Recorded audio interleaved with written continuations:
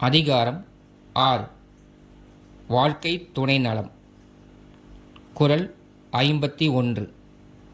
மனத்தக்க மாண்புடையல் ஆகிர்தற் கொண்டான் வளத்தக்கால் வாழ்க்கை துணை.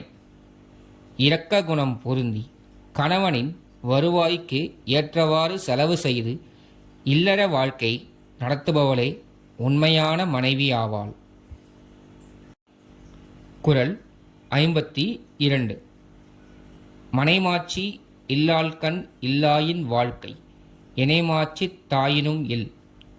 இல்வாழ்க்கைக்குத் தக்க நற்பண்பு மனைவியிடம் இல்லையானால் ஒருவனுடைய வாழ்க்கை வேறு எவ்வளவு சிறப்புடையதானாலும் பயனில்லை.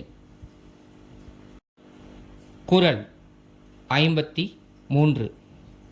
இல்லதன் இல்லவள் மாண்பானால் உள்ளதன் இல்லவள் மாணாக்கடை.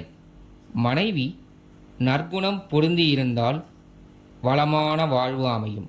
மாறுபட்ட குணம் பொருந்திய மனைவி அமைந்தால் வாழ்க்கை பயனற்றதாகும்.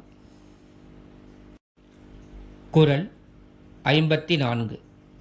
பெண்ணீர் பெருந்தக்க யாவுல கற்பெனும் திண்மையுண்டாகப் பெறின். கற்பு நெறியுடைய பெண் ஒருவனுக்கு மனைவியாக வாய்த்தால் அதைவிடச் சிறந்த பெருமை அவனுக்கு வேறு இல்லை. குறள் 55.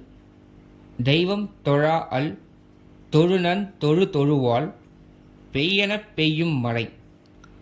கடவுளை வணங்காமல் கணவனையே தெய்வமாக எண்ணி காலையில் எழுந்து அவனை தொழுது வருபவள் பெய் என்றால் மழை பெய்யும். குறள் 56. தற்காத்து தற்கொண்டார் பேணி தகைச்சான்ற சொற்காத்துச் சோர்விலாள் பெண். கற்பு நெறியில் தன்னை காத்துக்கொண்டு தன் கணவனையும் காப்பாற்றி தகுதியமைந்த புகழையும் காத்து சோர்வு அடையாமல் வாழ்பவளே சிறந்த பெண். குறள் 57. சிறைக்காக்கும் காப்பு எவன் செய்யும் மகளிர் நிறைக்காக்கும் காப்பே தலை. மகளிரை காவல் வைத்து காக்கும் முறை என்ன பயனை செய்யும்? அவர்கள் நிறை என்னும் பண்பால் தம்மைத்தாம் காக்கும் காப்பே காவலே சிறந்தது. குறள் 58. பெற்றார் பெரின் பெறுவர் பெண்டிர் பெருஞ்சிறப்பு புத்தேலிர் வாழும் உலகு. பெண்கள் கணவரை போற்றி தம் கடமைகளையும் செய்வாரானால் பெருஞ்சிறப்புடைய மேல் உலகு வாழ்வை பெறுவார். குறள் 59. புகழ் புரிந்த இல்லிலோர்க்கு இல்லை இகழ்வார்முன் ஏறுபோல் பீடு நடை.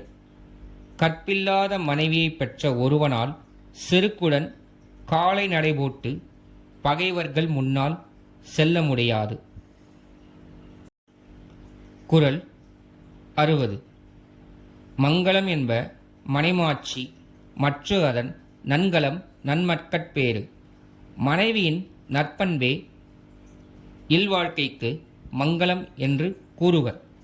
நல்ல மக்களை பெறுதல் அதற்கு நல்ல அணிகலன் ஆகும்.